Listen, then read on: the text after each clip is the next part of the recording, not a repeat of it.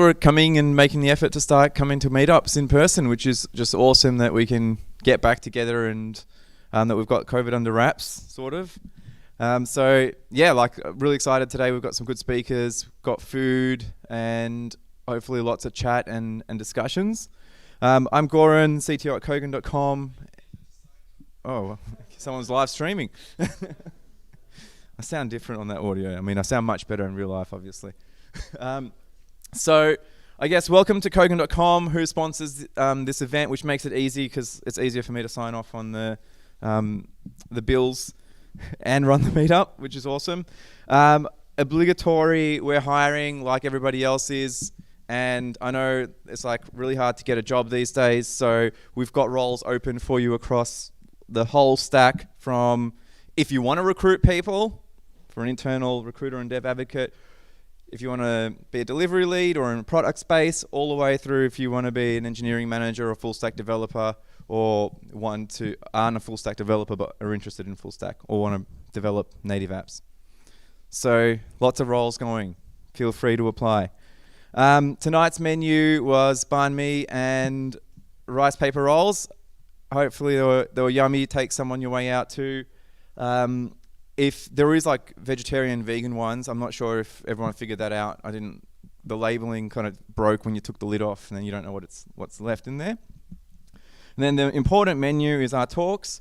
So we're going to have Ben give us a chat about an introduction to the TGRS stack, and then we'll do all our talks like in a row tonight, and then we're going to have a bit of a chat again at the end. Then we'll get a short talk on ESBuild from React by Bas. And Mark will then finish us off with Zero-runtime CSS-in-TypeScript with vanilla cupcake, vanilla extract. That was just reading out the emoji like Siri would. And then we'll end the night up with some announcements, and everyone else who's not hiring can come up and talk about that too.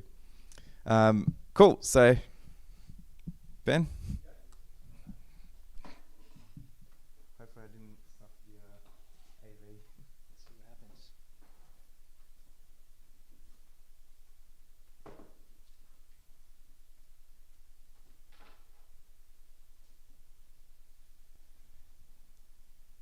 Now, it can be a little bit, let's wake this thing up, see what happens. Okay.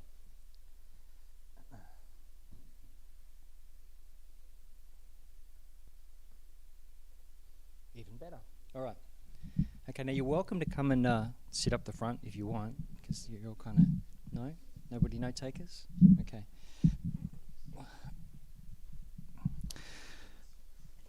Alrighty, everybody. So I'm Ben. I work. Oh, that's very good. Thank you. It's very encouraging. I'm Ben. I work for Shine Solutions. We're a consultancy, and we build a lot of UIs. And over the years, last couple of years, we've found ourselves repeating a pattern over and over again, or kind of picking a stack over and over again. And just through, as we're engineers fundamentally, just through sheer lack of imagination, the best name we've been able to come up with so far is the TGRS stack. And so I'm going to talk a little bit about what that stack is today and kind of what the motivations for it have been for us, and how it sort of fits together. And at the end, I'll kind of point you to an example that we have on GitHub if you're interested in learning more about these sort of pieces of the stack. So TGRS stands for TypeScript, GraphQL, React, of course, which is why I'm here, and serverless. Although just with the slight caveat that when I say serverless, I don't mean serverless the framework, which you may have heard of. It's more the concept of serverless, having a minimal amount of infrastructure. So I'm just going to call it serverless for the rest of this presentation, but just to be clear, this doesn't mean you're limited to the serverless framework. You could use it, but you could use other things as well. All right, so the motivations for us for this stack, well, I guess the first thing is, and I've talked about this before, my experience with large JavaScript code bases is that they're kind of like your own children. So you may think that your small child is beautiful and wonderful and articulate, but all of your friends and everybody else really doesn't understand anything they say and finds them highly unpredictable, and frankly they probably smell a bit to them as well. And I really think that JavaScript, plain JavaScript code bases are like that. To their creators they're beautiful, but to everyone else they kind of stink. So that was been kind of one of our chief motivations for some of the decisions in this stack. More specifically, we found that in the clients that we build, we often get quite out of control data loading code, code for loading information from a server to a client in the browser, usually via REST APIs. Usually a disparate set of REST APIs. We're trying to kind of coordinate calls between them. Being REST APIs, they've got their own quirks and idiosyncrasies and so on. And all of that ends up in your client, and it makes the client bigger than it usually needs to be. And invariably, the client ends up getting more data than it needs to get, at a particular point in time. And just all around, you end up with, all of these bodies buried in the client as opposed to on the server side. And you really don't want that sort of stuff on the client side. And kind of the third big motivation for this stack for us is kind of out of control infrastructure, or more specifically as a front-end developer, just infrastructure that I don't want to have to care about, because I've just had enough times when I've been building a web application and I've wanted to get it out in the wild, and I've gone up to a DevOps person, so to speak, and said, I just want to get this web application out in the wild. And they've said to me, oh, okay, well, I'll just get Nginx running inside a Docker container, and then I'll put it in ECS, and then I'll put ELB in front of it, and yada, yada, yada. And I'm just like, all I want to do is, distribute a web application here. It's like, it's just a couple of static artifacts. There's got to be an easier way to do it. And I don't want to have to maintain that stuff and support it when it goes into production, all those moving parts. So that's been a big sort of motivation for us as well. As front-end developers building a UI, what's the least amount of infrastructure that we can get away with, basically?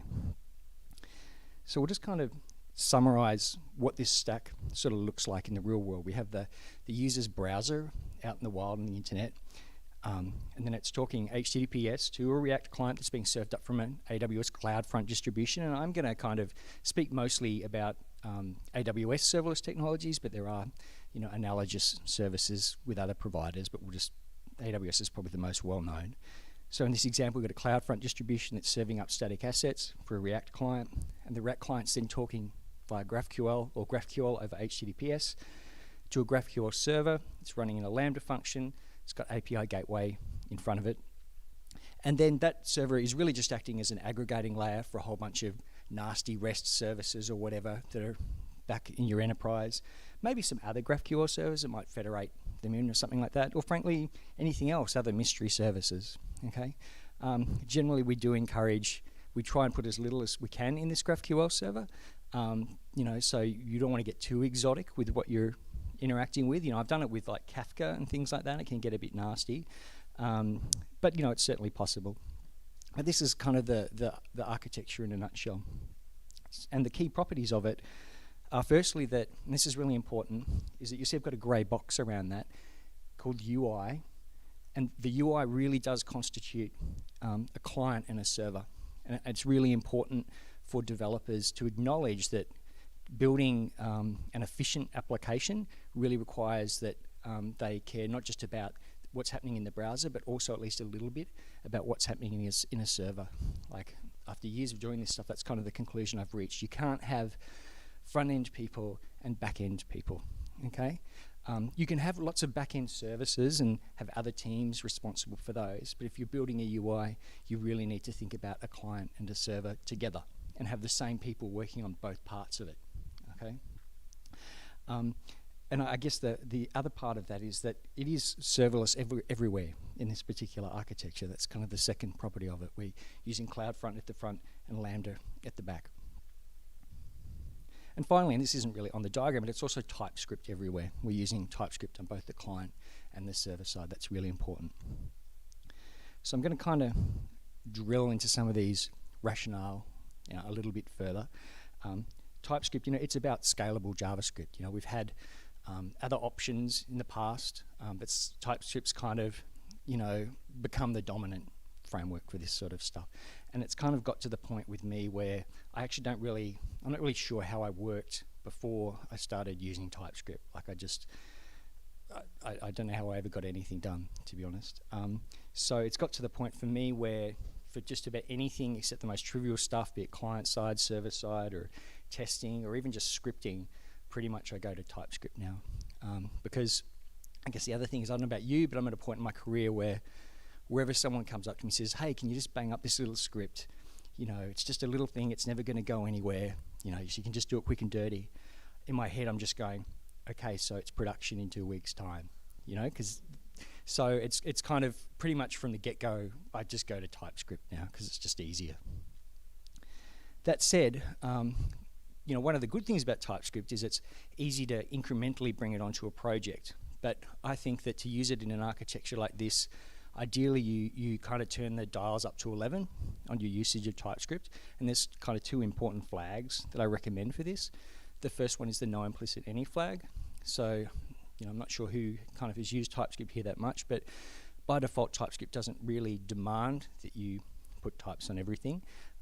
It has a type called any, which is pretty much anything. You're basically bypassing the whole type system when you use that. I really recommend not using it, and from the get-go, trying to force yourself to use as much typing information as you can. That said, TypeScript's got really powerful type inference. All this is really requiring is that on any functions that you have, you provide types for the arguments that go into that function. TypeScript can often infer most of the other things. Most of the other type annotations you put in are really just maybe going to make the process of debugging, type checking errors easier, but you know, TypeScript, you can do an incredible amount of type inference. So this is really just about specifying arguments, other types for arguments to functions. The second big one is strict null checks. So, and this is a bit of a contentious one for some developers.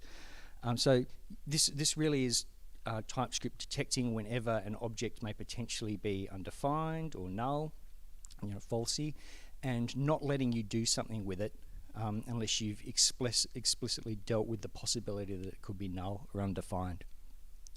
And that's a really, really powerful thing to do, and it really changes the way in which you think about writing the code that you're writing. And it is both, when you start doing it, it is both, it's difficult to overstate how annoying it is if you haven't, you know, developed that sort of way before. But after a little while, it's also difficult to overstate just how much impact it can have on your code, because it really hugely limits an entire class of error that you would otherwise have in your application. To the point that really you only need to start thinking about nulls and undefined sort of at the boundary of your system. And even then you can deal, you know, if you're careful, you can deal with a lot of those scenarios as well. So these are really 2 important flags that at the very least I would suggest you use if you're using TypeScript, especially as part of this stack. All right, so let's now look at the second part of this stack, and that's GraphQL. GraphQL is what I consider to be kind of a BFF protocol of choice. For those who don't know, BFF of course stands for Best Friends Forever, which is what a client and a server should be. The server should be there to satisfy all of the needs of a particular client. In this case, some people also insist upon BFF standing for back end for front end. So be it, but in my opinion, you know, this is about making it that your client and the server really are best friends forever, okay? And, you know, in the past, these sort of things have been done with REST, but REST isn't particularly flexible. The great thing about GraphQL is it kind of gives you a way to both let your client efficiently get the data that it wants, but also do it in a way that's quite flexible. Which is kind of really handy when you've got, for example, a couple of different clients that might be going to the same server, or even if you've just got one client that is dedicated, or one server that's dedicated to a particular client. It certainly gives you a lot more flexibility and moves you away from these problems I talked about earlier, where clients can end up getting too much information, you know, just giant growing JSON payloads, or making lots and lots of calls and becoming really, really chatty. You know, this is exactly the sorts of problems that Facebook originally had in mind to solve when they sort of devised GraphQL. GraphQL is also it's quite well typed, and in that sense it complements TypeScript really well. So it's quite easy to generate types from GraphQL schemas, for example. And normally I'm a bit averse to code generation, but I guess the key part about this is that you're just generating TypeScript types. You're not generating implementation code, and that's an important distinction. So when you've gone to the effort of defining types really carefully in your GraphQL schema, it's pretty much a no-brainer to then generate TypeScript types for them, and then the TypeScript type checker can help you a lot with the way that you're dealing with those types. That said, GraphQL is not all roses. It does have a bit of a steep learning curve. There's a lot of new concepts you have to get your head around. There's a lot of things you sort of have to unlearn a little bit if you've come from the world of REST. Often I see developers getting a lot of, for want of a better expression, performance anxiety about the way that they build a GraphQL server. The easiest way to build a GraphQL server is not necessarily going to be the most performant from a back-end perspective, but most of the time it doesn't really matter. And if it does matter, there's strategies that you can put in place later on to deal with any issues that come up. But I certainly, there is for any team, I think, just learning the terminology of GraphQL and then how to use it and the various implementations for it, there is a learning curve to that. And finally, just to be clear, in this architecture, I'm talking about writing your own GraphQL server, using probably something like Apollo server. I'm not talking about using a service like AWS AppSync or any of the other kind of services out there that kind of operate in terms of, there's two ways you can go with GraphQL. You can go schema first, or you can sort of go implementation and then a schema coming out of that. I'm not a big fan of the latter approach, just because, like a service like AppSync, Amazon AppSync will put a GraphQL or generate a schema automatically for you from, say, a Dynamo database. But the problem with that is that you don't really have much control over that schema, and often you end up having to use that schema in a way that runs contrary to the original goals of GraphQL, which is to be able to efficiently get data with as few calls as possible from a server, and to make it very flexible. So I'm really talking about writing your own server, just to be clear about this, because I know a lot of people get excited about AppSync, but I'm a little bit more dubious if you're building like a true BFF. All right, next part is React. Now, we're all at a React meetup here, so I probably don't have to sing the praises of React too much, other than to say that if I think really hard about it, I think Jordan Walker's kind of the original creator of React, has described it in his own words as a framework for minimizing state and side effects. So as well as having a really good component model, the other thing I really like about React is it makes you think about these two things, which sound kind of obscure but are really, really important when it comes to limiting bugs. React makes you think quite hard about your state, and it makes you think quite hard about what any side effects you might have in your application. So that's what I really like about it. The other great thing about React is it works really well with Apollo Client in an architecture like this, so you can use a library like Apollo Client, which is fantastic. React's got quite good TypeScript type definitions, which is great. That said, if you're using React, I encourage you, for example, to use hooks.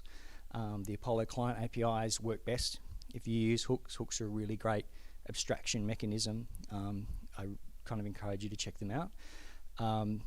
Because what I've found is that if you use a combination of, say, something like Apollo Client and React's built-in state management for all of the other UI state that you have, it pretty much eliminates the need for something like Redux. Because Redux stores traditionally comprise two parts, like an entity section and like a UI state section.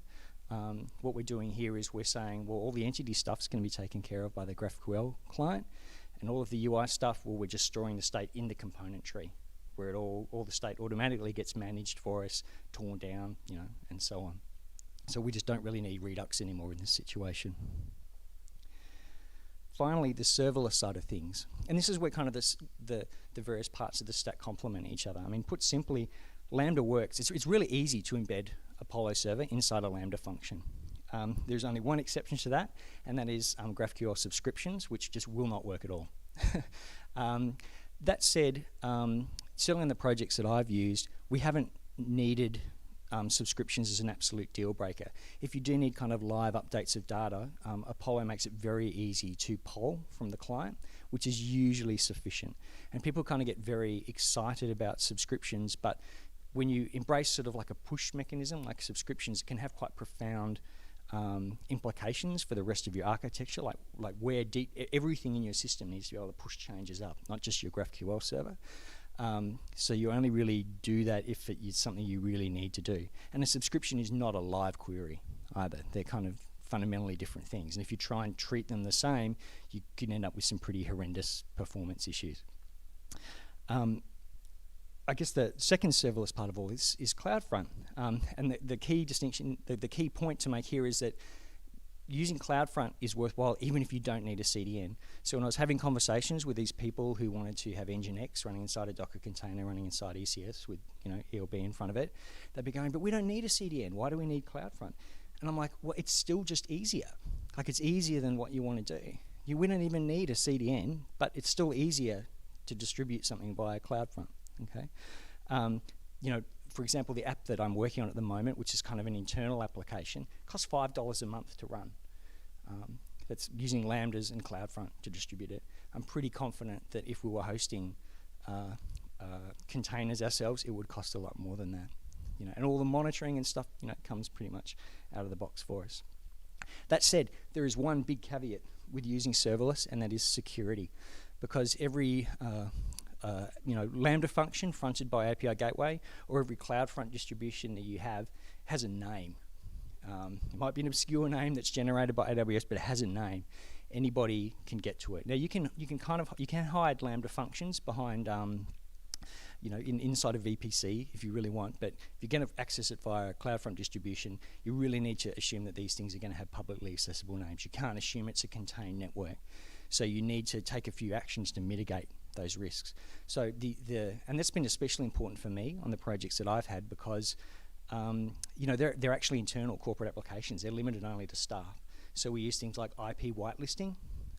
We use things like obviously logins and making sure that we're doing OAuth properly and have tokens going around. We don't reuse tokens. We use on behalf of flows and so on. And probably the only saving grace is that we pretty much get HTTPS for free with all of these AWS offerings. But it's really important to think about this stuff. So putting it all together, you kind of end up with a workflow that looks a little bit like this. You start with this code, client TypeScript code and server-side TypeScript code, usually with React and Apollo client on the client side. Then you kind of run it through some sort of build time step, a bundler, some kind, and for the front end, and then just the TypeScript compiler is usually enough for the back end. You package it up, put it up on CloudFront. It really can just be CloudFront with an S3 bucket that you've limited access to. Have an API gateway fronting that a Lambda function with your server.js bundle. You only need one API gateway endpoint. You don't need anything more than that. Personally, I hate AWS API Gateway and can do a bunch of things that I don't think it's a good idea to do. What I love about using Apollo Server with a Lambda function is you just have one endpoint, and most other things can go inside the server. And then finally at runtime, you just have a React app that's talking GraphQL to this GraphQL server, and that's what your user uses. So in terms of order of importance about what I've kind of outlined to you, TypeScript is actually the most important part, I think, anyway, because it's everywhere. I wouldn't bother if you're not going to use TypeScript in this architecture, which might be a little unexpected to you. It's just a language in some ways. It's not infrastructure, but I think it's a really, really important part if you want this architecture if you want to be able to use all of the complementary aspects of this architecture. Next most important part is GraphQL. If you really want, you don't have to use GraphQL. You could stick with REST. You can still generate types from OpenAPI specs if you want, and we do that sort of thing. There's some of the benefits of this architecture drop off if you don't use GraphQL. Next most important thing is serverless. Again, if you really absolutely cannot use serverless offerings, there's nothing to stop you from hosting your own Nginx and yada yada yada. And finally, funnily enough, React is the least important part of this architecture. If you're not using React, you don't have to use it. This would work almost as well with something like Angular. But I think that there are varying degrees to which things can be swapped in and out of this. So we have a little sample project on the Shine Solutions GitHub account. It's just called TGRS. It's a really simple, self-contained project that demonstrates these parts in action. There's a few extra bits in there. There's some end-to-end browser tests, which are really important. Especially if you use TypeScript very strictly, your need for unit testing drops off quite a lot. All you really need is, most of the time, is some end-to-end tests. And so there's a demonstration of kind of how to do that for your combined UI unit in that repo. We use Yarn workspaces in the repo as well, although NPM workspaces would probably work as well to kind of separate the client code from the server code, from the code that they share, from the integration testing code. We're using Create React App in the repo. I was saying to the guys before, this project that I'm on now is growing quite big, and we're still using vanilla create react out. We haven't had to eject it or anything like that. Like it's been sufficient so far. And finally, we use Apollo CLI and the GraphQL CodeGen project, and so this repo to generate types for both the client and the server, which has been really handy, and that kind of shows how you can get the benefits of using TypeScript and GraphQL and sort of make the most of it all. So to recap, TGRS, it's really about thinking of your UI as a combination of a client and a server and not splitting them apart. It's about TypeScript everywhere, pretty much without exception. It's about serverless technologies everywhere, if you can get away with it. And that's pretty much it. Thanks very much. Any questions? Yep. What are your reasons for selecting Apollo clients versus lightweight alternative? It's not top of the list of priorities. Lighter weight possibilities, yeah, maybe. How the code generation would work, I'm not so sure though. I mean, I'm sure you can bolt stuff together. Like Apollo client's not a total deal breaker, Yeah. Any other questions? Yep. Let's say you have a REST API that has two calls. Yep. The second call depends on the result of the first one. Yes. If you do that in GraphQL, Mm-hmm. how can you accomplish that? Oh, okay. I mean, is this in response to one user interaction? Yeah. Okay, well, I mean, then really the whole idea of using GraphQL is that for each user interaction, each single user interaction with your application, you only make one call over the internet, basically, over that inefficient network that is the internet, rather than, say, in your case, making two coordinated REST calls from the client. So it's definitely possible. You can have a REST server, and this is the benefit of writing the GraphQL server yourself. You can pretty much do what you want in the server. So you can have a server that is able to resolve the data from one entity and then a bunch of other related entities via multiple calls. But from the client's perspective, out in the wild, it's only making one call to get that data. Do you know what I mean? Are you saying that the call to GraphQL, Mm-hmm. GraphQL internally will call the REST? Yes, absolutely. Yeah, and the way that you build a GraphQL server is designed to let your client arbitrarily basically query that API. You can put security and so on it, but it gives the client flexibility as to how it can query an API, and the server takes care of all the stuff that happens under the hood. But there's just one query that goes over the wire from the client to the server. Any other questions? Yep. I can't think of another. I've been able to think of another one. Maybe something really, really, really high volume. So when you use lambdas, they can be expensive. If you're subject to really big sustained loads, maybe not. But then for a web app, you put some sort of caching in front of it, or you use the CDN, for that data layer. So the only absolute deal breaker, as far as I can tell, is subscriptions. So if you truly need subscription, Mm-hmm. You could still use Apollo server, but you would have to host it yourself. Like you'd have to run it inside, I don't know, Express or something like that. You'd have to have long running processes. But the trade-off is when you do that, because this is now a stateful subscription API, these processes need to live for a while. They can't be short-lived like a Lambda function. They need to sit there and be able to push data to clients, and they need to maintain state and live for a while. So you'd have to be running these instances yourself as long-lived processes, in containers or whatever. Okay. Or just not use subscriptions. No, for example, I once was working on an app that was for selling houses, right, and bidding, and that was like real time. Sure. There was the real need of. If you have really, really strict up-to-dateness requirements, so to speak, maybe you really, really need subscriptions. But you'd be surprised the number of times that you can get away with not having subscriptions. And also, and we'll wrap up in a second because the other guys have got to move and we can talk about this afterwards. But it's also possible that you can use one server for the subscription side of things and then another server for everything else. Okay? But we can talk about that more afterwards. All right, thanks very much, guys.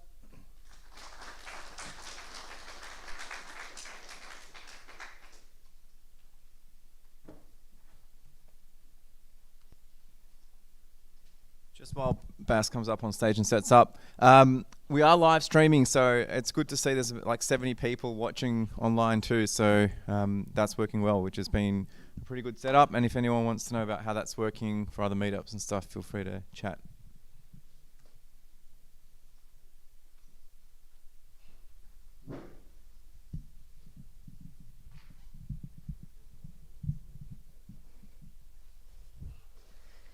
Right. Raise your hand if you use TypeScript. Pretty much everyone does it now, so that's great. I've not asked React because you're here for React, so raise your hand if you use React. More people use TypeScript than React. Raise your hand if you use Webpack. Okay, so what are other people doing? Well, one of the options is ESBuild, and that's what we're going to be talking about today. I'm going to be building a basic React application using ESBuild. I'm going to be doing everything in front of you. So pray to the gods. So mkdir, what is this? React, Mel. If I call this React, NPM would fail to install React. Just a little fact there, because when I initialized a new package.json like I've done right now, it would call it name React, and then it would fail to install React because you cannot install React within React. So React Mel, we've initialized a new package.json. The only thing that you need in order to build something with ESBuild is ESBuild, and that failed. So because I didn't pass in the install. It's been a while since I've done live coding like this. Did you mean rebuild? What is happening? npm I ESBuild -i. Not -i. I have been providing -i? I guess I have. All right, so that's ESBuild. Now, of course, since we're building a React application, I will add React. I use Yarn at work now, so that's why I haven't used npm. Maybe I should be using Yarn. npm React DOM. The other things that we would need, since we're using TypeScript, would be the type definitions for these two things. So I will bring them in.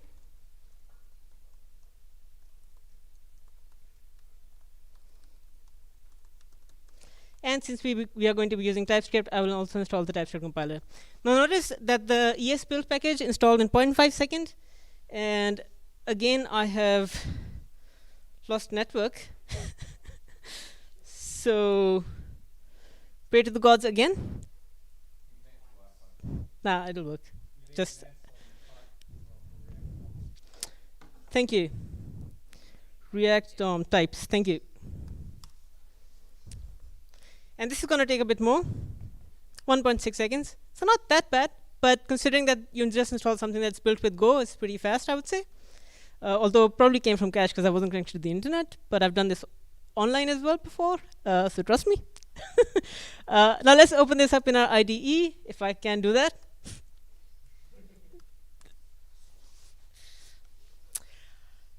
And let's build a basic React application. So the first thing that we would need to do with any TypeScript application would be to set up a new TypeScript configuration file. And we can do that on the command line by running npx tsc using the TypeScript compiler that we've just installed. Initialize the new TypeScript configuration. Specify our source dir, which will be root dir, command line flag. Pass in the name to the folder that you want, which will be source. And because we are using React, we will set up the JSX flavor to be React. That's it. Our TypeScript configuration is out of the way. Now, since we specified that our application entry point is going to be under the source folder, we'll create a new TypeScript file under the source folder called app.tsx. And within this file, we'll bring in the usual suspect, which is React from React, as well as React DOM from React DOM. And then we will build a basic React component using TypeScript. So const app is just a component that, starting with, just returns nothing but a div. Now, since we are using TypeScript, we'll add some props that are typed. We will add a message property, which is of type string. But because we can, we will type it as any. Yeah, I expected someone to laugh at that. And then use props.message rendered out to that div. And then we will render this component out to a root element within the HTML that we are about to write. And to do that with React, what you do is React DOM.render. And the first argument is the element that you, the component that you want to render, which in our case is the app component. And you will pass in a message property of some string, but just because we can, we will pass in null. And then we will render it out to document.getElementById, some root div that will exist within our HTML. We haven't written that HTML right now, but this is a basic React application that we've written right now. Nothing special about it, nothing ESBuild special about it.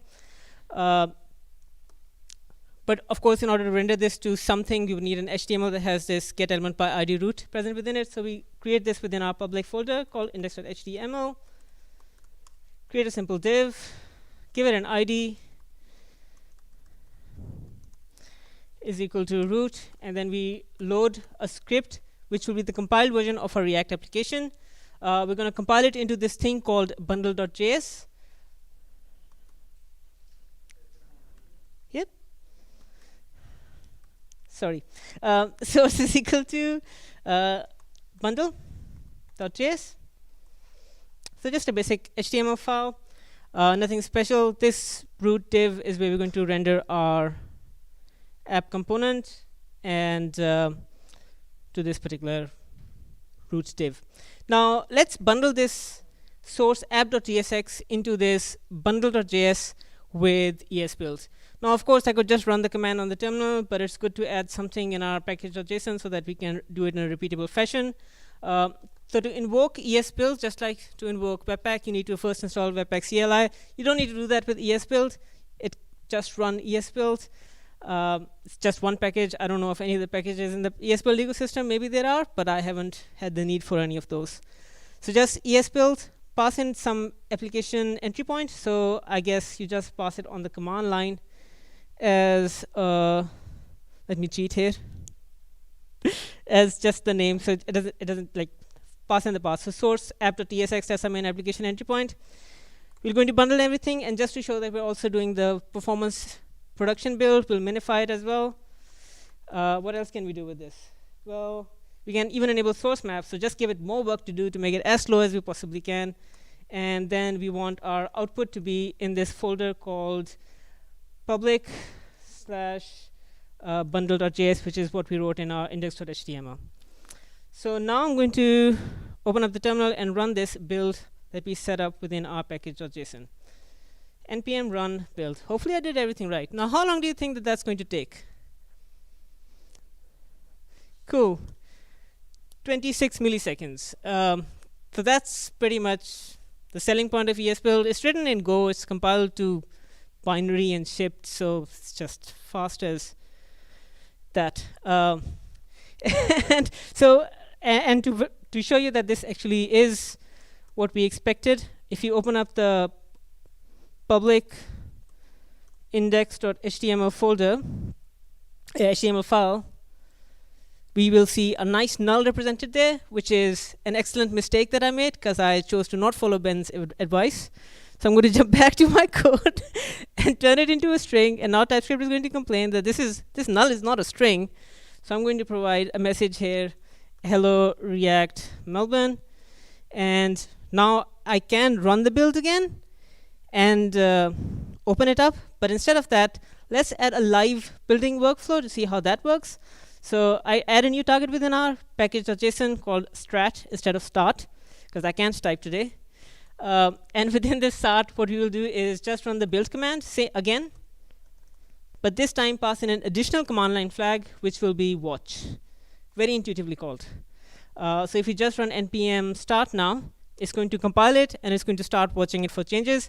And you can see that it's like build finish just appears immediately.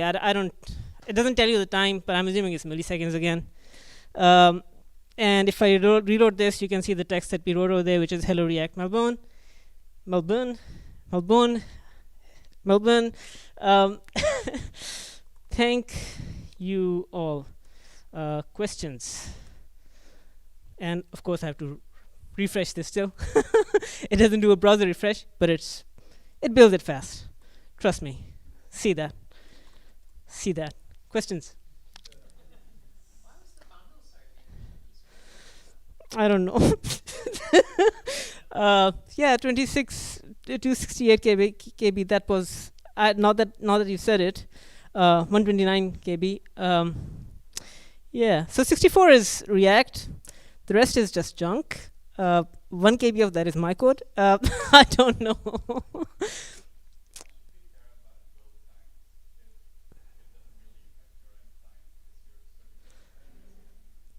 Yes, I really care more about the bundle size compared to the build time in this particular case, so I am just lost right now. But beyond that, the people that are using Webpack, they would care about the build time. We care about build time at my place. What's some good ways to analyze the bundle? Yes, if this was Webpack, I would open up Webpack bundle analyzer and see where this 129 KB is coming from. But there is nothing like that in ESBuild that I know of, so we do not know. Flag or something, and it does a JSON report. Oh, so you do you know the flag? Or? Okay. Yeah. So I believe you work for Storybook team. Not anymore. Never. All right, I've got your face wrong. I'm sorry, but. Oh, yep, yep. So he knows a lot more than I do. So can you ask? I'm joking. I don't actually know the answer to that particular question. I used to work for Australia Post. I no longer work for Australia Post. I work for another enterprise. Question? No, it's not Teese. Oh, yeah? I am still a bit. So that's. Oh, the sizes that I'm quoting are gzip sizes. And these are not gzip. Yep, that makes sense. Cool. So the bundle size is fine. You do not need to analyze it.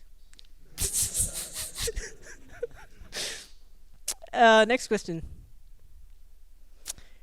Cool. Thank you, everyone.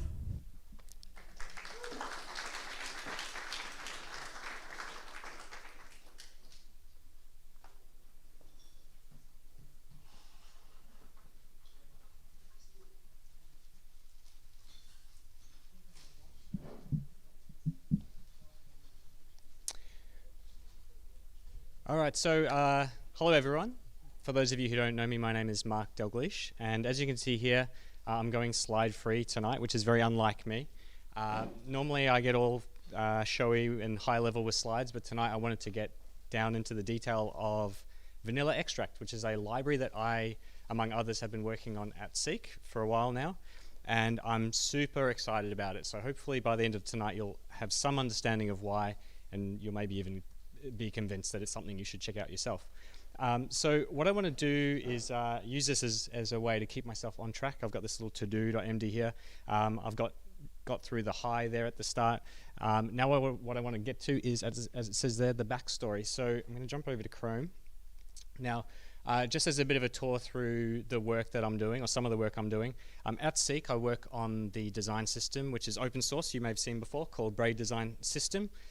This has actually been around for a couple of years now, and it's officially our second design system. We needed a themed design system at Seek to support multiple companies in the group, which effectively meant we had to rewrite our design system, which was actually a good thing because we got to take some of the hard lessons we learned the first time around and come up with a much better system, something we're much happier with. Now on day one, Braid design system actually shipped with CSS modules. For those of you who don't know, I was actually co-creator of CSS modules. Very popular way of writing CSS, particularly in the Webpack land. Basarat was talking about before. Webpack was where CSS modules got its start. And that's something that we've been using at Seek, obviously, from the beginning, given our involvement in it. And that was the way Braid was built originally. I won't go into too much detail of this one, but we originally wrote our CSS module code in JavaScript. There was a Webpack loader that we were using called CSS-in-JS loader. It let us write our CSS code in JavaScript, but it would run at build time. So what you would do is you would export like a JSON object, and that was effectively like a JSON of CSS, and that would get processed at build time. So it was almost like having JSON. Creating JSON is like the replacement for something like Sass. It's like your preprocessor. Long story short, got formalized into our first CSS and JS library, which is called Treat. The reason for treat, I won't go into too much detail, but it was basically taking that same approach we had of using JavaScript to generate CSS at build time, but making it type safe and themable. Most notably themable in old browsers because we needed to support IE 11 and back. So we couldn't use CSS variables, so we used some clever Webpack magic to generate multiple sets of CSS that you would hot swap at runtime, and that would give you the theming. But jumping forward a couple of years, we've been able to revisit that requirement of CSS variables, and luckily now we are able to start targeting them with an updated browser support policy. And so Vanilla Extract is the new library that we have to effectively replace treat. And what's cool about Vanilla Extract is that it is built on top of CSS variables for the theming rather than Webpack magic, which means for our benefit, it's a lot simpler to maintain. It also means that the APIs are much closer to standard CSS, so it feels a lot more like a standard preprocessor. And it means that, hopefully for you, it means it's easier for you to adopt because it's actually easier for us to port to things other than Webpack. So treat was very much tied to Webpack, whereas Vanilla Extract is a little more open to other bundlers. So we just saw a talk from Basarat about ESBuild. We actually, very shortly after shipping the first version of this with Webpack support, we now have ESBuild support as well. So if you want to jump in early on ESBuild, you can use Vanilla Extract there as well. So just to go down this bullet list, these can be almost like slides, I guess. The first one there, all styles generated at build time, just like Sass-less. So I touched on that one, but that's a big one. Unlike a lot of approaches where you write your styles in JavaScript or TypeScript, that comes with a runtime cost, a bundle size cost for your users, because you have to ship this engine to them every time a component renders. It has to recalculate what styles need to be in the document. This is much more like your classic preprocessor where all that work's done ahead of time. There are obviously some trade-offs there, but we're trying to make the most of that architecture. As I said, it's a minimal abstraction over standard CSS, so we're not trying to abstract away CSS variables. We just have first-class APIs to create a variable and pass a reference to that around. So what's cool about that is that it means that if you go and read a blog post that's more traditional CSS oriented, you can still basically translate that into the world of Vanilla Extract and say, okay, I have to create a var and have a reference to it, but otherwise anything that you can do with CSS variables, you can do with the theming system here. It's lower level than React. Even though this is a React Meetup, it can work with any front-end framework or without one. It's all about creating styles and passing type-safe references to those styles around. It has locally scoped class names, which was the bread and butter of CSS modules. But what's cool now is that we've got a lot more APIs for local scoping. So as I said, we've got first-class APIs for scoping CSS variables and create themes around them.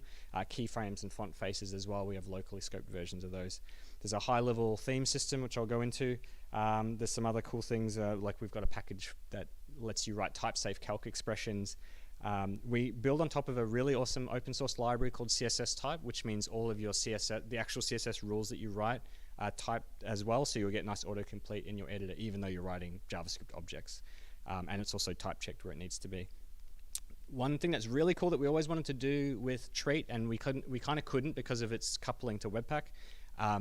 There is an optional runtime version. It's not designed for production. It's designed for dev or test environments, mainly for testing, I would say, because it means that now in your unit tests, it will actually generate real styles in the document, so you can make assertions against those styles. But like I said, not really designed for production. And we also have a separate package that gives you some nice type-safe sugar over the native browser APIs for swapping out CSS variable values at runtime. So you can use your themes at runtime as well if you want to. Again, like you would with the standard browser APIs. So that's pretty much it for the quick run through. There's a bunch of API stuff here, but I might come back and reference that. What I've got now for you is this really amazing app I've thrown together, which has got basically nothing in it. It's got some emojis, it's got some text, and it's got a link. So obviously that's not a very attractive website, and I need to fix that. So what I'm going to do is start doing some live coding. So what am I thinking? Here we go. So here's my code. I have a complete version here as my backup. If anything goes crazy, I'll probably reference that at some point as well. So here's my app code. And, well, actually, I have no room on this projector. Here we go. So I'll start at the index. Here we go. So it's your standard sort of entry point to a React app here. Got my error boundary and that sort of thing. I've got my app here. from a CSS perspective, I've already set something up, which is my global CSS. So you can see here I'm importing global.css.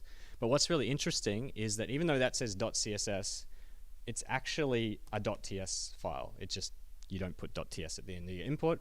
So if I go and I follow that reference through in my editor, you'll see I'm looking at a TypeScript style sheet. Now, there's a couple of things to note here. So I'm using the global style API. This is like your escape hatch if you need to just do classic global CSS. Here I'm doing a body and a body star selector and saying I want to like do a CSS reset. I'm resetting all the display values and setting box size into border box. This is a neat thing about writing styles in JavaScript is like I'm doing a process env check and I'm saying if node env is not production, I want to style my red box so that it's blue because the red is really rough on the eyes.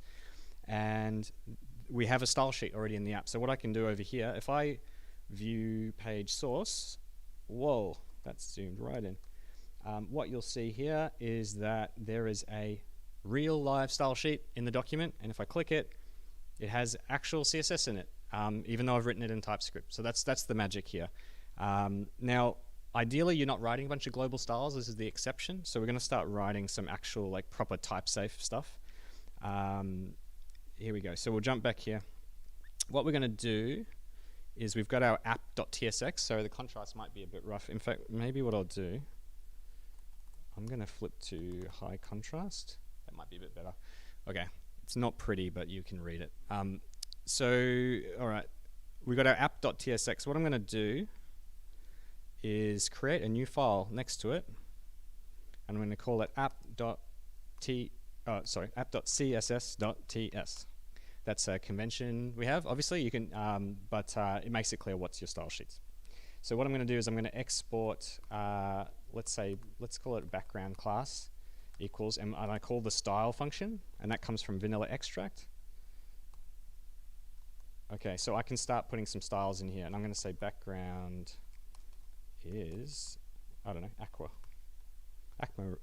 aquamarine. You can see I didn't even know that was a color off the top of my head. That's not valid code. Export const, sorry, background. Well, that's the beauty of having an editor that tells me I'm wrong all the time. So I'm going to go over to app.tsx, and what I'm going to do now is I'm going to import star as styles from app.css, again, .ts. There's not an actual CSS file on disk, even though it might look like it here.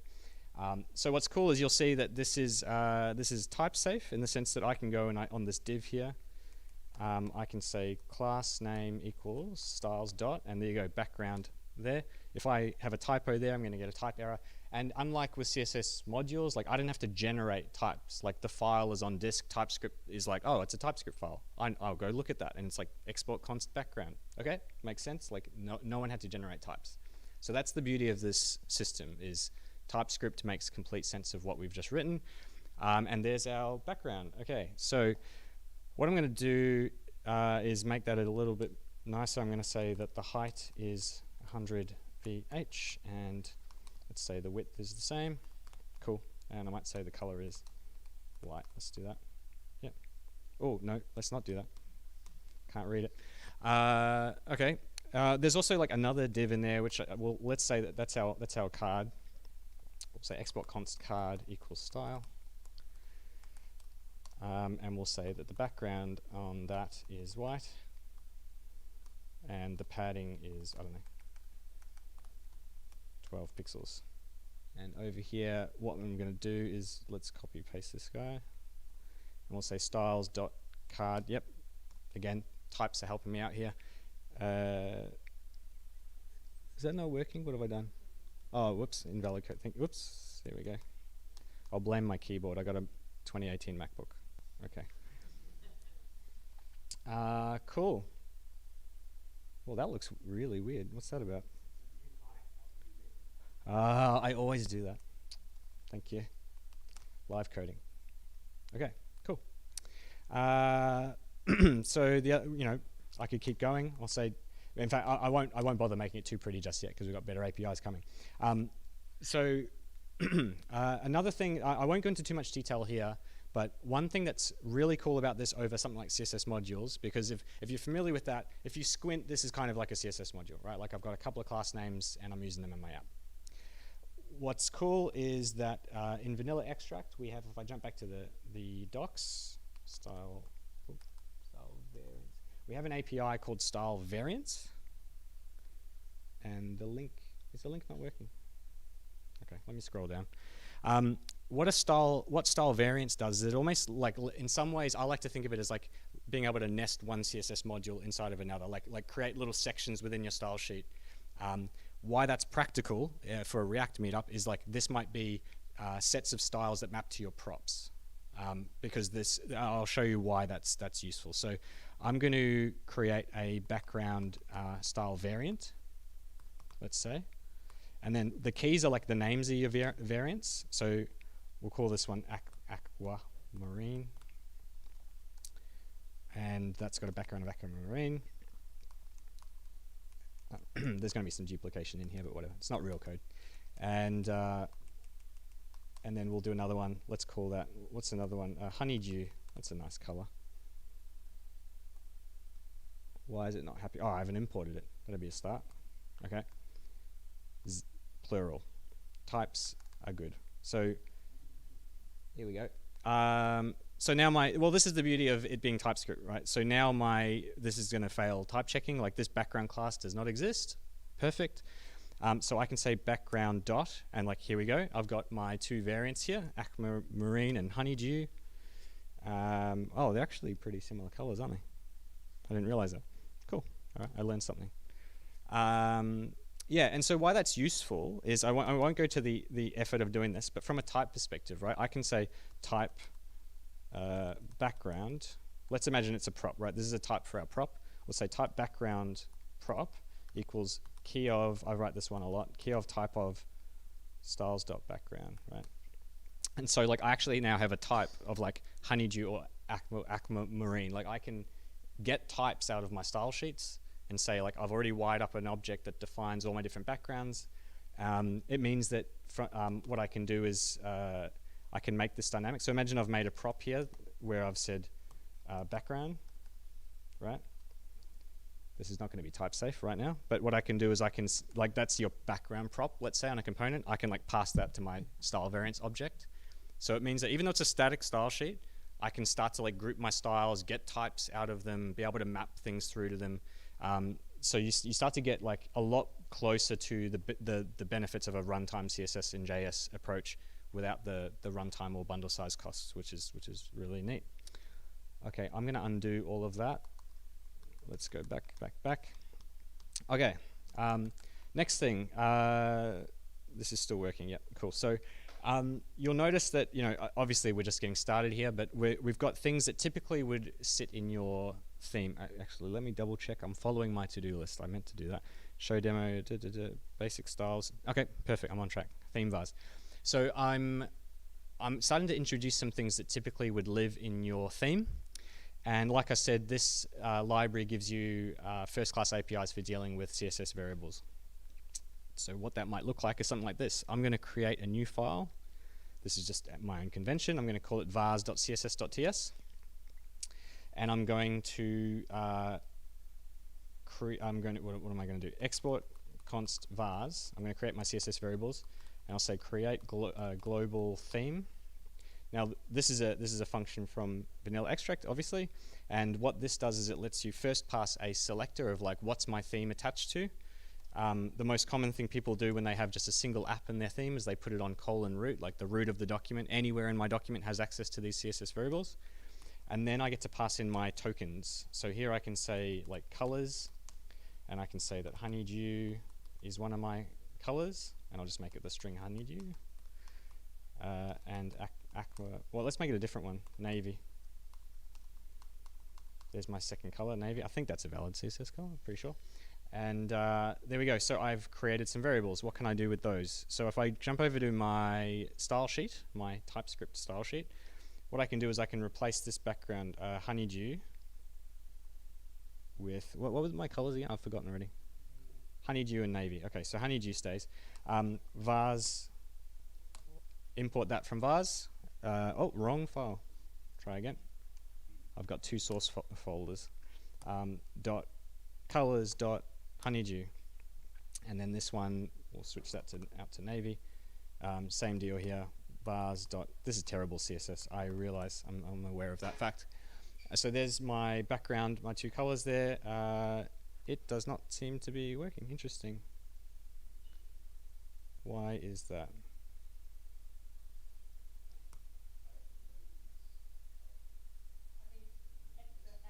Have I got the wrong? Aha, yeah. Okay, it's a type error.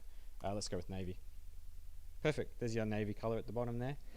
So if we inspect, so this is the cool thing again. Like if I view page source here, and I look at my generated CSS, so it's going to look a little bit different now. So there's our CSS reset and the error, the red box override there. And here are my CSS variables root. Now, one thing to note is that I'm in dev mode, so it's put human readable prefixes on them. Like you can see there, it says colors honeydew, colors navy. But then it's got a hash at the end with a reference counter tagged on the end.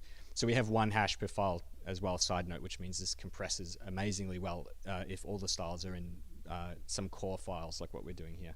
So you can see here I've got my app background honeydew, and it's set the background to a CSS variable. And it looks pretty much like, in some ways, it looks like the code we wrote. Like we wrote some styles, it references a CSS variable. It's just that it's sort of hashed everything and it's made sure that it all worked out in the end. Similar to working with CSS modules, but the CSS is not far removed from what we wrote, which is, I think, depending on your perspective, that's a really good thing. I think it's a really good thing. So, you know, I could go further here and I could start adding white space and everything. What I'm going to do instead is cheat like a TV chef. And I'm going to grab my, where are we? My vase here, because this is a lot more realistic, this one, because it's got a heap of stuff in it, and it's all based on scales and all sorts of cool. I'm using Tailwind colors. I'm importing them from npm and wiring up my colors to the Tailwind color palette. So again, what's going to happen now if I jump over to my app? I'm getting type errors. It's exactly what you want. So for one thing, did I even pluralize it? No, I didn't. So there's that. So I'm going to set my honeydew background to something random like green 100, and same with this one. Color dot something random, gray 600. They're obviously wrong now. But if I jump back over here, there's my gray color. That's pretty not very impressive color. Yeah, cool. So you can see now I'm using some variables from a much more complete palette. Now I could keep going. What you might see though, what you might think, I would probably think this if I was watching this talk. I'd be thinking, okay, am I really going to go back to like writing all these like low-level style sheets and wiring them up all over the place? You definitely don't have to. So one of the things that's really cool about this approach with vanilla extract is, I don't know if you can really tell from what I've written so far, but you can actually export like any valid JSON. So I can like, hello world, like I can export an object with some strings on it. Why is that important? It means that my style sheet can actually like communicate with the runtime. I can export like trees of class names and data and information about like what's actually semantically going on in my style sheet. Again, you might be thinking, what that sounds a bit funny, like why would I be doing that? So what I'm going to do now is introduce you to another library called Sprinkles. Now Sprinkles is a library we shipped about a month after Vanilla Extract, very much based on the work we're doing at Seek, because at Seek we have a bunch of reusable low-level classes wired up to a box component, and within Braid at least, like 80% of our styling roughly comes from this component. So we actually don't even write style sheets for a lot of the stuff we're doing. You just render a box component and it has props like background and padding and so on, and that just maps to these low-level classes. And what Sprinkles does, if I scroll down a bit here, oops, I've clicked something, let's go back. What Sprinkles does is it gives you a nice high-level API for generating atomic CSS classes, but in a type-safe way. This is what the API looks like to use. So you actually get like an atoms function, and you pass in an object where you actually like asking for these predefined atomic classes that you've configured. So you can see here I've said display flex padding x of small. Padding x is not a real thing in CSS, but we've configured it here as a shorthand. What's notable here is that you have this idea that's quite popular with some other libraries like Styled System, this idea of responsive props, or responsive options in this case, where the flex direction is responsive, and I've been able to configure my breakpoints and say that on mobile it's column and on desktop it's row. And colors, we've also configured to support light mode and dark mode in this example. And all of this is type safe based on our config. So the config looks something like this. If I scroll down, this is a bit of a wall of config, but it's trying to be somewhat realistic. Where so we're setting up our responsive styles. This is inside of a CSS-TS file.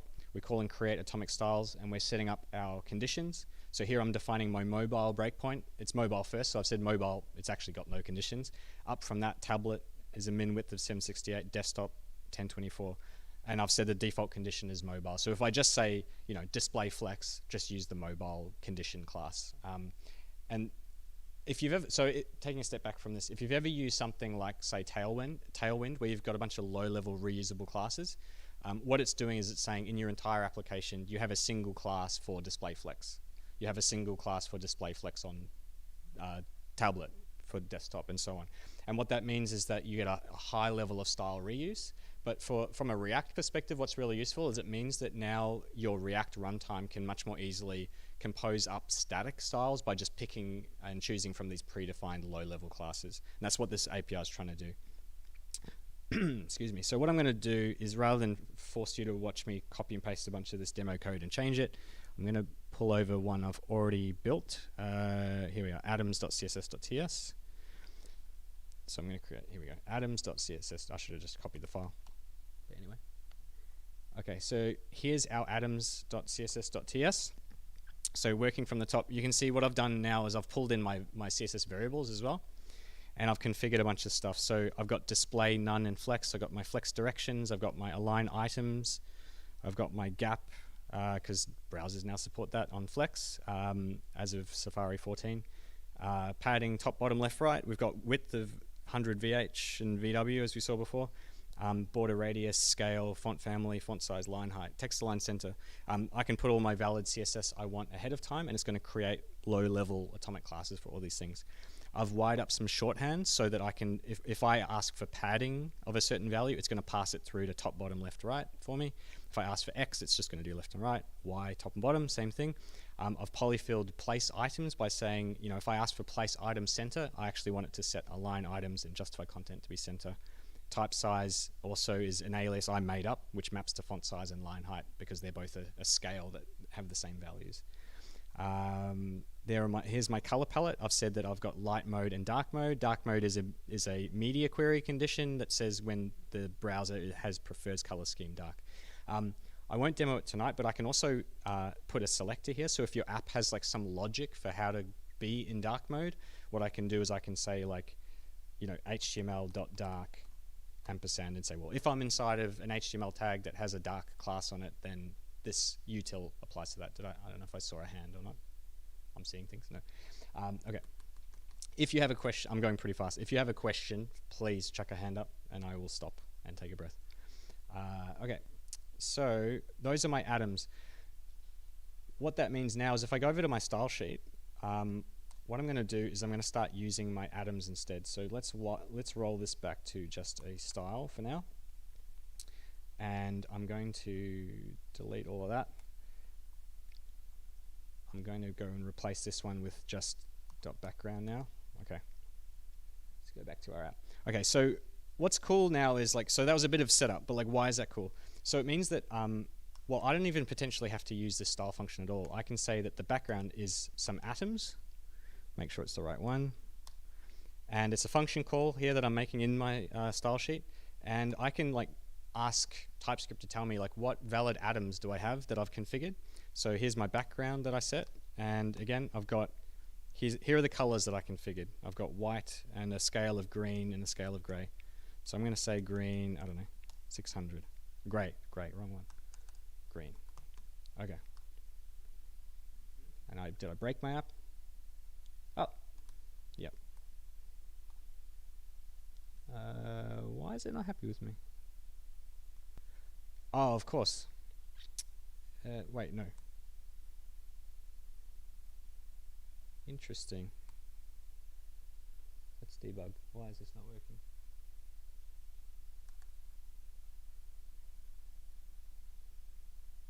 Huh.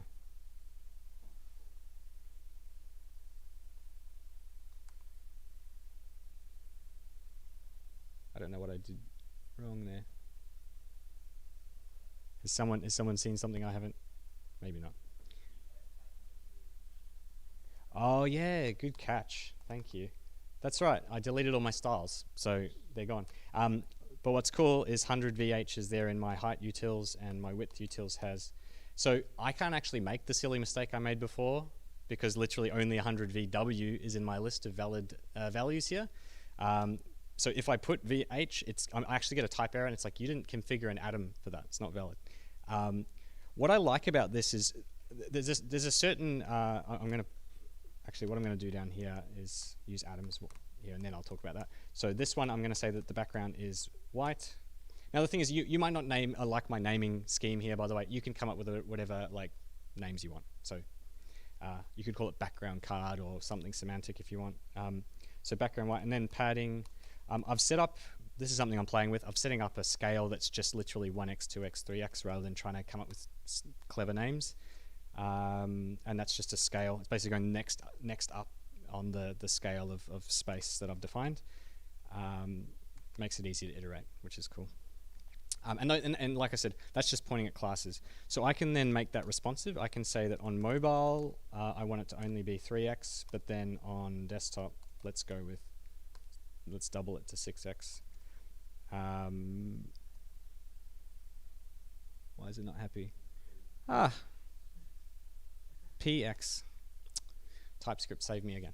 Okay, so yeah, so what's cool now is if I resize this window, you'll see that the padding should change when it gets big enough. Yes? No? Let's make it really extreme so I can actually tell. Yeah, there we go. So padding is only 1x, as I've called it. That's not 1px, 1x on my scale. And then when it gets up to desktop, it should jump up to 6x. Why?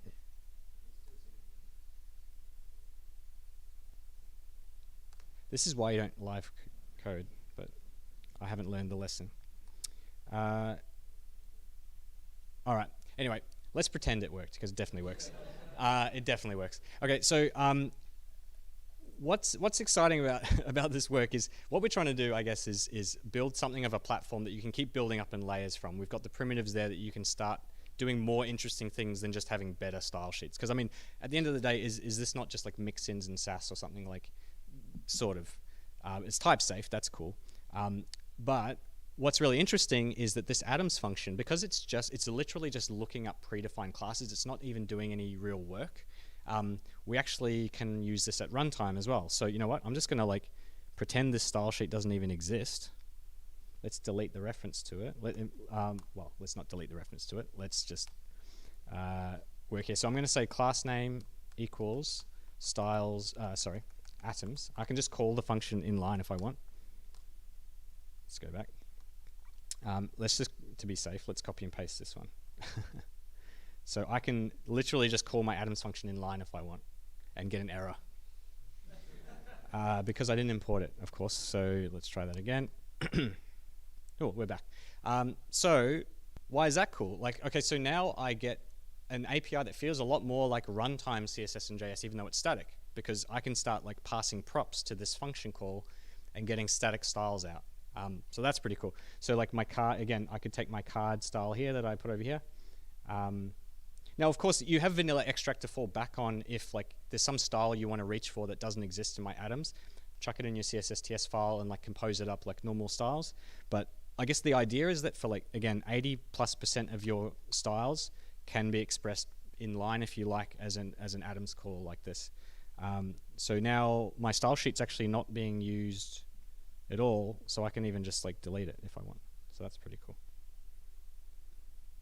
So goodbye style sheet. So we've gone all the way up from like something that looked like CSS modules, and we've built up to like an atoms function that I'm calling at runtime with dynamic values, potentially mapped to props in a component, with no runtime cost. So again, if I come in here and I view, like I'm calling my atoms function in my runtime code, but if I view page source again and I scroll across, I'm still got my regular old CSS file coming out, and it's a little bigger than it was before because it's got my like little design system that I'm building here.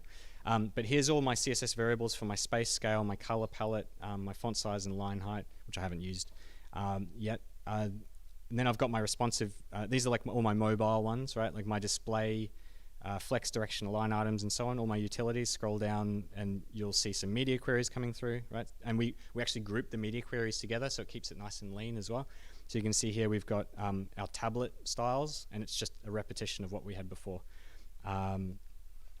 And so that's pretty cool. I have one last cool thing to show you, which I wasn't actually planning to show you, but it launched today. Someone built another dessert themed or sweet themed project called Dessert Box, which is built on top of Sprinkles. So now we've gone up from vanilla extract up to Sprinkles up to Dessert Box is our next demo. So if I jump back to this code again, if any of you have worked with something like Styled System or maybe Chakra, which is built on top of Styled System, they have a box component. I talked about it before, where like these might be props on the box component. Like you would say box background is green 600 and box the height prop is 100 VH and so on. Like you can just put it, you don't have to nest it in a class name inside of an Atoms call. It's a bit more of a first class thing. That's what Dessert Box is aiming to do. And this is actually something I was working on yesterday. It's like it's very much the natural progression of this idea, but someone beat me to the punch, so that's pretty, I actually think that's really cool. So this is what Dessert Box looks like. What you do is you bring in their create box function, and you call create box passing in your Atoms function, and you get a React component, and that's it. You're done. You're literally done. It's that simple. So I have already done that. Here's my box file. In fact, I'm gonna do it the quick way here. I'm gonna copy and paste this one. So here's my box component in my little burgeoning beautiful app. I thought I would go further with styles, but of course live demos, they take time, don't they? So here's my box component, and it's all type safe. So if I hover over it, you can see that it's got display flex none, it's got flex direction column row, like it's got all the types that that it was able to infer from that object of config that I just passed in my style sheet before. So now I have a box component, which means I can go one step further in cleaning up this code, where I potentially don't have to use this Atoms function anymore, and I can use a box instead. So I'm gonna write it in line here. So here's my box, and I'm just gonna move this stuff up, and I have to refactor it a little bit, obviously. And before I forget, I'm gonna change the closing tag, because you always forget that in a live demo. So the background, this is the annoying part, is you have to switch it all to JSX. And that should be valid. Yep, TypeScript's happy. Everything's the same as it was before, but you can see I don't have to do this whole like div class name equals Atoms object. I can just go box background green. And you keep all the type safety that we saw before. So if I type blue 600, which is not actually in my palette, then I should get a type error. There we go. So it's saying, yep, it has to be one of these ones, right? Not blue 600. You can still pass it a class name. Like if you want to do some overrides and stuff, you can write a style sheet, chuck in a class name, and override some stuff, fill in the blanks, anything that you've missed. I could go further. I won't bore you with it. What I might do at this point is jump over to this complete version, so you can sort of see what the finished. I've pulled the real lasagna out from behind the counter. This is a box here with a bunch of styles in line. Another box. This box just has a class name, and that's it for some reason. It has an as prop as well, so I can say like I want an h4 instead of a div. It's div by default, of course, because it's React, and we put divs on everything. But if you want an h4, you want an h2, an h1, you want an a tag. And what's really cool is that's type safe as well. So like that, see how this box is as an a, and it's got an href. If I change that to something else like a button, let's say, this href, give it a sec, should be a type error. Yep, took it a second, but there we go. So that's now a type error. You can't have an href on a button. What are you doing? Yeah, so what's really cool about this, again, to take a step back, we've built our way up to something that looks very much like Styled System, if you've used that before in React Land, or Chakra that is built on top, like I said, where this feels like a runtime CSS and JS library. The only thing that's maybe the giveaway that it's not a runtime CSS and JS library is I can't just start pulling random values out of the air. Like I can't say padding X is 63 pixels. Like I can do that in Chakra because it'll be like, oh fine, we've got some work to do. We've got to create that style and chuck it in the document, whatever. Here we're a little more limited. I would say as a design system developer, I actually do like this limitation. Like I don't like the idea that you can just throw values around everywhere and just make them up. I actually like sort of being constrained that like you have a scale of border radiuses, you have a scale of background colors and space scales and so on. And so you should ideally be drawing from those. And if you're creating new styles just off the top of your head, I actually don't mind there's a little bit of friction to have to do that, and you have to go create a style sheet and wire that up. But it means that, again, for the vast majority of styles that you write on a day-to-day basis, you can write it with this box component, don't have to write any style sheets. But again, in production, there's no cost to this because you're just shipping that static style sheet, and at runtime, it's just pointing at different classes that already exist. So there's no work to do. That's pretty much it for the live demo. I've got a little seer there. The last thing I wanted to say, I touched on it really briefly, but what really excites me about Vanilla Extract is we've worked really hard to build something of a platform. Like, so in the sense that there are other libraries out there that do static CSS and JS, but they tend to do it more with like static analysis tricks. Like they'll analyze your code and sort of go, oh, that looks like I can see your style there. We'll sort of like rewrite your code to pull that out and put it over here. While that's a really cool approach in simple cases, the problem with that is it's not really much of a foundation for you to build abstractions on top, because it's not like executing your code the way this code is here, where the CSS TS files get executed at build time, and if there's a library that wants to just programmatically pump out a bunch of styles, like we can just eval that code at build time. So that means, why that's interesting is it means that there's actually room for a whole ecosystem to start flourishing. Libraries like Sprinkles and Dessert Box, and maybe you can think, each one of these libraries has to have an emoji as well. That's the rule. There's only limited candy emojis left, so you better get in quick. So that's the thing that interests me in this space is how do we get the most out of static CSS? Get as close to the runtime CSS and JS ergonomics as we can. I think Dessert Box pushes it really far, as you can see, where it if someone started working on this code base, if there's a real production code base, at first glance they might not even realize it's static CSS. It looks like CSS, runtime CSS and JS. So that's pretty much it. I could keep rambling, so I'll stop, but thank you so much for listening.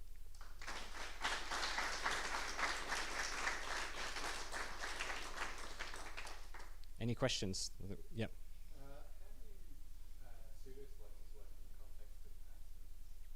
Yeah, that's a good question. Okay, so let's go over to our atoms. So let's say I wanted to have, maybe this is a bad example, but like let's say I've called them unresponsive styles. I'm going to make that lie for a second. Let's say that I wanted this pointer, cursor pointer class and this font weight class to so contrived, but I want it to change on hover and on focus, right? What I can do is I can add a new set of conditions here. And it's just a selector. So what I would say is, oh no, sorry, I've got to name it. So I'll call it hover. And it's yelling at me because I need a default condition. I'm going to say there isn't one here. Actually, no, so I say initial or default. So the default condition is nothing, and let's say that that's the default. And hover, I would say, is a selector condition, and it's ampersand : hover, right? And then I can do like an active one as well, focus, whatever. I mean, the thing is, I guess the trade-off here is all these styles are being built ahead of time, so you don't want to just throw everything you could ever think of into your atoms. The idea, at least the way we think about it at Seek, is unless like hover styles are used all over your app all the time, like probably don't put it in here, because you end up paying you pay that upfront cost for something that may not happen much, if ever. And so we would just, you can always mix and match approaches too. Like you could have separate classes that you import for hover styles, and just be like, if I need a hover color, I'll import that special thing and apply it. So it's not an upfront cost for every user, but it's possible in this library anyway. I don't know why TypeScript's not happy with me. Conditions does not I guess it doesn't matter, but it's not happy with me for some reason. Let's pretend it's happy. Yep. When you say importing from like other things, you're talking about, say, you wouldn't do it in Sprinkles, but you can still do it in Vanilla Extract. Is that right? Yeah, that's what I like about the system, is that because you're not betting everything on one approach or another, like you can mix and match these things. Like it's like the way we build Braid, where we don't use it yet. We're moving towards it. But like when we use sprinkles, sprinkles will cover the core 80%. But like if you're writing some styles that are not covered by that core, you just reach down a level in the stack and say, well, okay, I'll just write a style sheet. But the thing is, again, like because it's code that it's actual like full code that executes at build time. Like you could build your own abstractions like sprinkles. Let's say that if you've come up with a different way to model reusable styles, you could do that as well. So there's all sorts of options that you have. Yeah. So if you have a build time CSS variable that might be sort of for the app level on the root, maybe it's foreground color. If you wanted to have an inline style deep in the component tree where a text input would take a hex value and could Yeah. put that color value locally on that redefined override of that exact variable, how do you do that? Yeah, I won't do it because it will take too long, but we do have an API for that. So actually what I might do is split this out because I need more room. So if we look at if we go back, Rowie, our table of contents, we have this dynamic API I talked about before.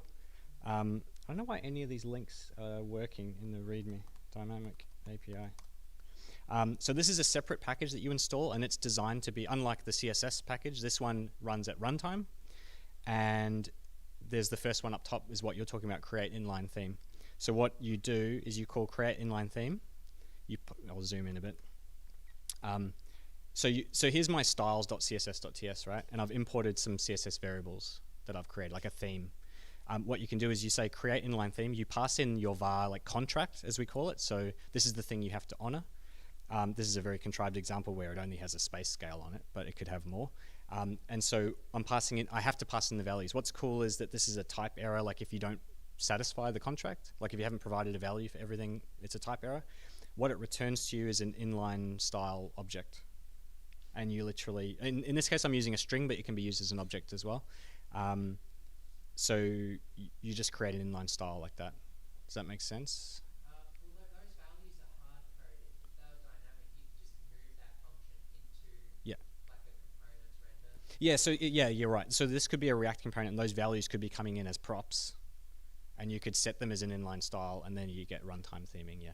Is there a cost that would happen every render of that component to that create inline theme? There's not a way that you could just change the value itself. Let me scroll down.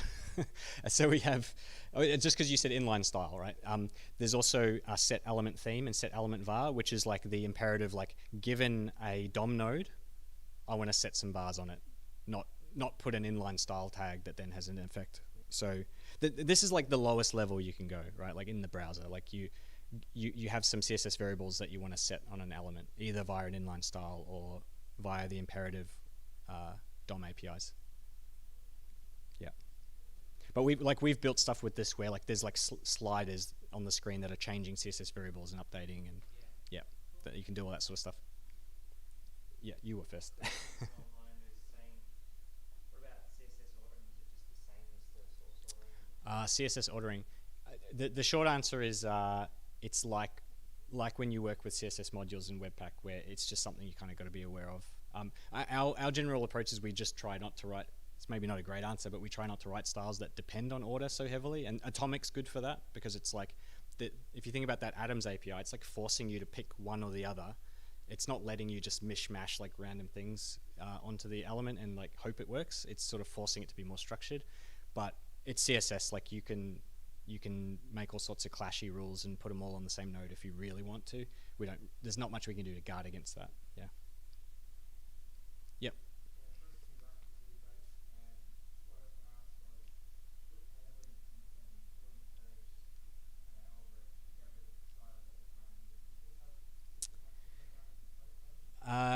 So this, not really. Like, so our approach at Seek is just like we try not to add things we don't think we're going to need. And that's the trade-off that we've sort of made, is that if there's something that we think we every once in a while we'll need it, but it's not very common, we'll probably keep it out of the core and then just write a style sheet if and when we need it.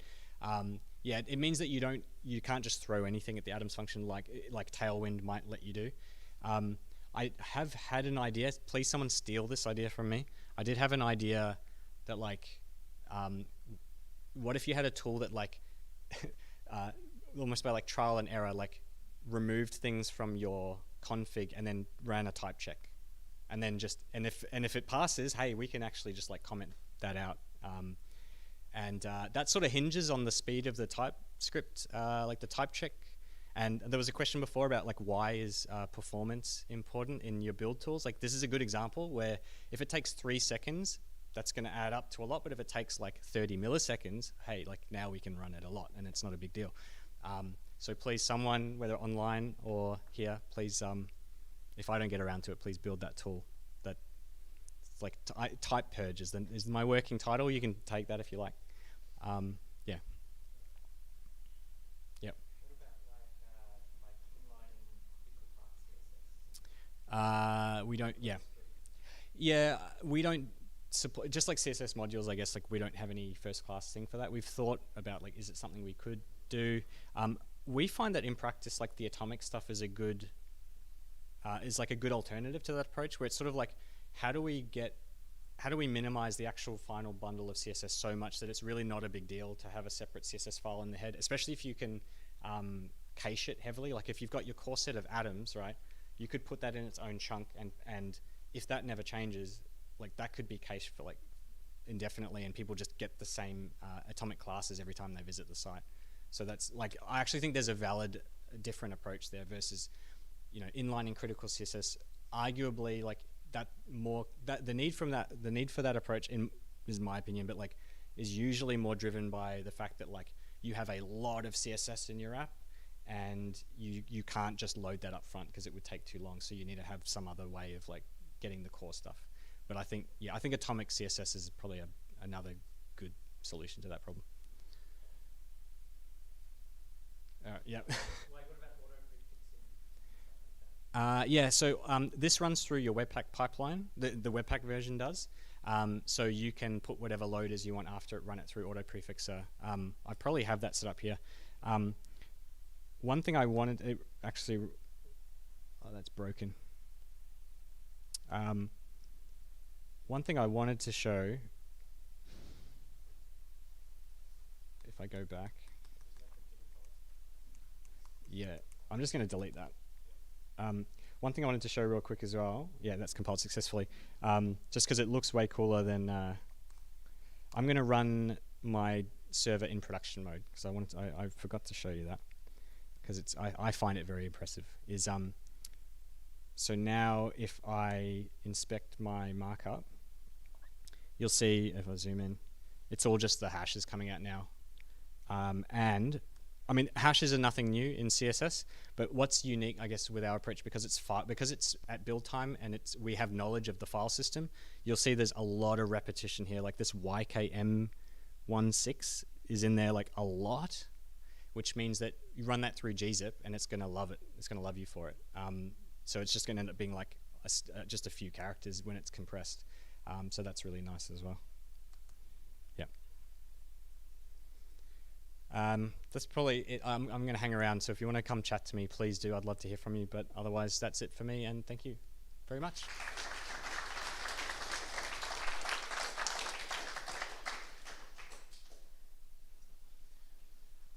All right, so thanks everybody, and thanks to the speakers for putting in the effort to get those presentations. That was really awesome and informative.